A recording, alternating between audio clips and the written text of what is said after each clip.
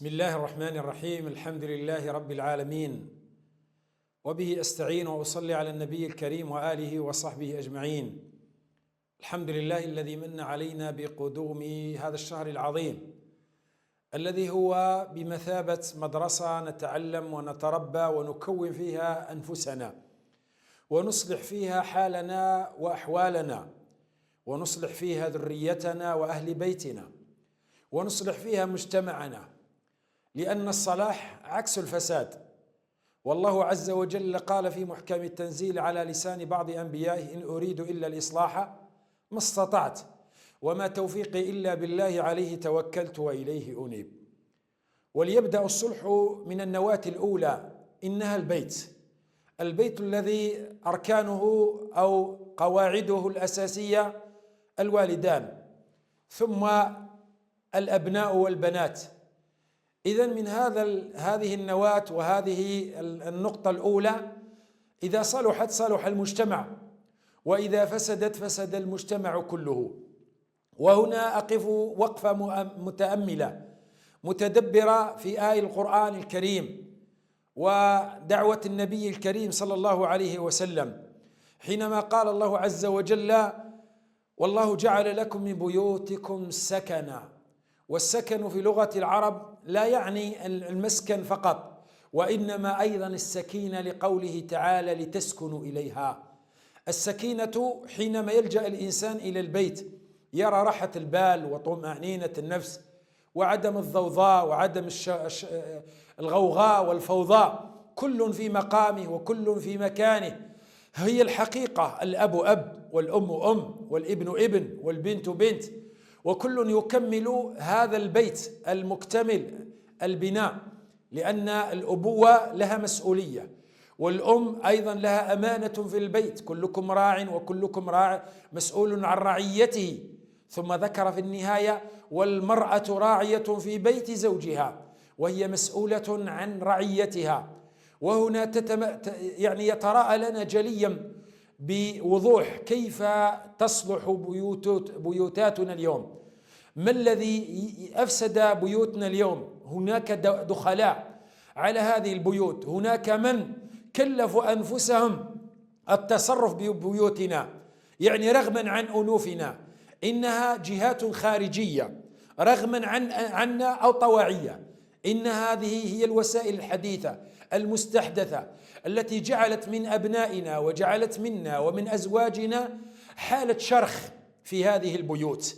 فدخل دخيل علينا غير مزاج الحياة الدنيا وغير حياتنا في البيوتات.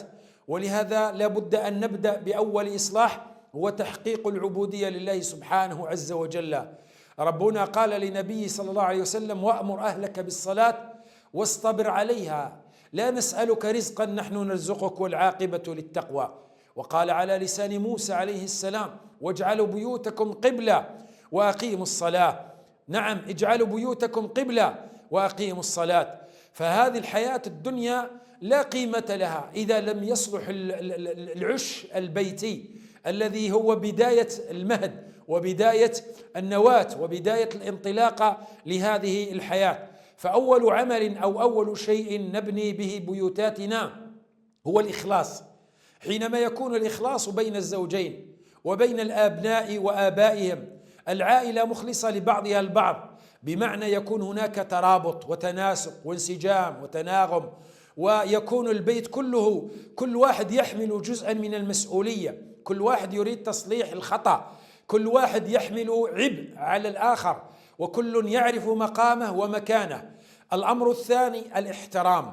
بناء البيت ليس جدران وليس ألوان وليس إضاءة وليست أجهزة كهرومنزلية، وإنما هم أناس. تخيل أن هذا البيت يبنى ويجمل ويحسن وفيه أشياء زاهية باهية، لكن لا يسكنه إنسان. ما ترى في هذا البيت؟ إنه بيت خرب. لماذا؟ لأن هذا البيت لا يسكنه الساكنة الذين يسكنون إليه. ولهذا وجب أيضا ربط المحبة بين هذه العناصر الذين يعيشون في هذا البيت. فحينما تكون المحبة ويكون التنسيق بينهم يصلح هذا البيت ويصلح حالهم. الأمر الآخر وهو أساس كل شيء بعد الإخلاص والمحبة، وهي العبودية لله سبحانه عز وجل. الله أمرنا بأن نعبده، ولهذا لما جاء الدين قال: وأمر أهلك بالصلاة، قم فأنذر وربك فكبر وأنذر عشيرتك الأقربين. الخطاب موجه إلينا قبل أن يوجه لغيرنا، فنصلح حالنا وحال أبنائنا وبناتنا، من خلالها يتراءى لنا الخروج إلى الميدان وخروج إلى ساحة يعني الحياة الدنيا، نستطيع أن نغير من حال الناس. والإنسان إذا كما قال: إذا كان بيتك من زجاج فلا ترمي الناس بالحجارة، ولا يستقيم الظل إذا كان العود أعوج. ولهذا وجب علينا أن نصلح، ولهذا قال الله عز وجل: واجعلنا للمتقين إماما. ما معنى إماما؟ أي قدوة يقتدى بنا. يقتدى بنا الآب بماذا يقتدي به أبناؤه، والأم تقتدي بها بناتها، وهكذا. والمجتمع يقتدي بالأسوة والقدوة، الكبار السن والعلم وغير ذلك. إذن وجب علينا أن نصلح هذا البيت بماذا؟ بهذه العبادة. ولذلك وجب علينا كما قال عليه الصلاة والسلام: اجعلوا من صلاتكم في بيوتكم ولا تتخذوها قبورا. وأيضا في ميدان كبير أيضا وعظيم جدا بعد العبادة من صلاة وصيام وغير ذلك، ذكر الله وقراءة القرآن. فالبيت الذي لا يقرأ فيه القرآن كما أخبر بذلك النبي العدنان صلى الله عليه وسلم، ماذا؟ كمثل الحي والميت. الحي والميت ما الفارق بينهما؟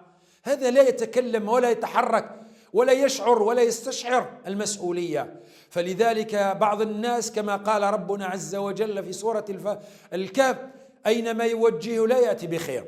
كمثل كل، هذا كل لا يعني أينما يوجهه لا يأتي بالخير، لا يقدم شيئا في بيته أبدا، ولا يستنصح ولا يستنصح ولا يقبل يعني أن يوجه أو يتوجه أبدا إلى الطريق الصواب.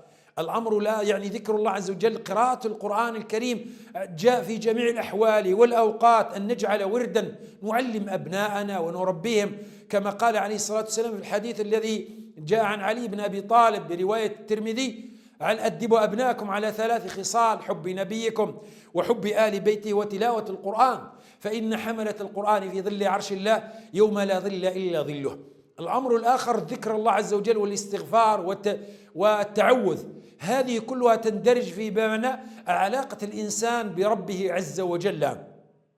يعني تعرف إلى الله في الرخاء يعرفك في الشدة. أن تعرف الله عز وجل بماذا؟ بأن تذكر الله عز وجل: من ذكرني في ملأ ذكرت في ملأ خير منه، ذكرني في ملأ خير منه. ولهذا إبليس لما يدخل الإنسان إلى بيته، يريد الدخول إلى البيت كما في الحديث الصحيح الذي يرويه مسلم بسند صحيح: إذا ذكر الله عز وجل عند دخوله وذكر الله عز وجل عند طعامه، يقول الشيطان: لا طعام لكم ولا إواء. ولكن إذا لم يذكر الله عز وجل ماذا يقول الشيطان؟ أدركتم المبيت. وإذا تقدم الإنسان إلى طعامه ولم يذكر بسم الله عز وجل، ربنا أمر بأن نقول بسم الله، كما في حديث ابن عباس قال: كنت غلاما وكانت يدي تطيش في القصعة، وقال لي رسول الله عليه الصلاة والسلام: يا غلام كل بيمينك، سم الله وكل بيمينك وكل مما يليك. شوف الأدب، شوف الحوار، شوف كيف يعلم النبي عليه الصلاة والسلام الصغار والكبار على حد سواء، مثل ما فعل مع غيره: كنت رديف رسول الله عليه الصلاة والسلام. هذا أيضا لابن عباس. إذن فإذا قال أدركتم المبيت، وإذا لم يذكر الله عز وجل على الطعام قال أدركتم الطعام. ماذا عسانا حينما يدخل إبليس وحينما يجد الطعام أين يذهب؟ يعشش في بيوتاتنا ويسكن معنا تسول له نفسه علينا، أن يوسوس الشيطان لنا الوسواس الخناس الذي يوسوس في صدور الناس.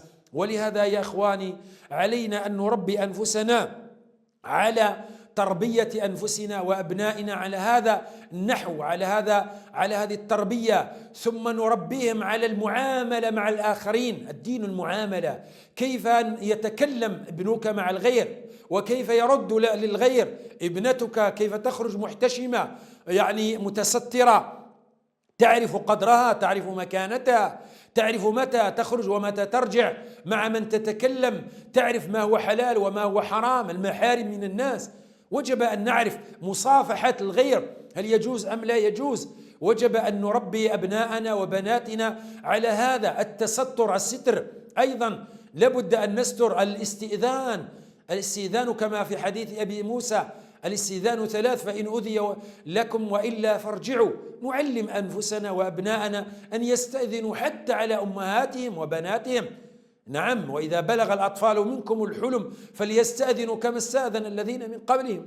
فهنا وجب علينا أن نعرف حقنا وحق بيوتاتنا، ومنها يتركب هذا البناء الذي هو البيت السعيد. البيت السعيد الذي نتمناه ويتمناه كل إنسان، ولكن ليس كل ما يتمناه المرء تدركه بالأسباب، وبها يتحقق بإذن الله عز وجل الصواب. أقول قولي هذا وأستغفر الله العظيم.